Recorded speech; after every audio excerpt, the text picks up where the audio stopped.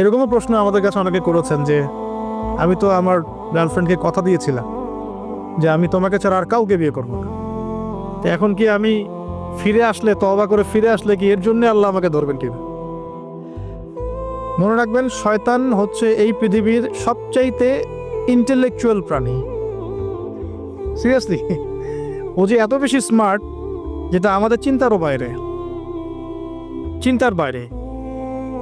যখন শয়তান সরাসরি মানুষকে পথভ্রষ্ট করতে ব্যর্থ হয় তখন কিছু নেক সুরত ধারণ করে। দিনী ভাই দিনী বোন, এটা নেক সুরত, ঠিক আছে। তারপরে দাড়ি টুপিওয়ালা মানুষের মধ্যে এটা ঢুকিয়ে দেওয়া যে আমি তো অনেক আবেদ মানুষ, পরহেজগার, ওরা তো ককরোচ। দেখবেন বেশি না, 1 মাস যদি কেউ নামাজ পড়ে, 1 মাসে 10টা বই পড়াশোনা করে, ইসলাম সম্পর্কে একটু ঘাটাঘাটি করা শুরু করে, অন্যদের সাথে কথা বলার ক্ষেত্রে তার যে বডি ল্যাঙ্গুয়েজ, এটা খেয়াল করবেন। তো শয়তান কিন্তু অনেক স্মার্ট, এভাবে শয়তান অনেকভাবে মানুষকে প্রতারিত করতে পারে। সো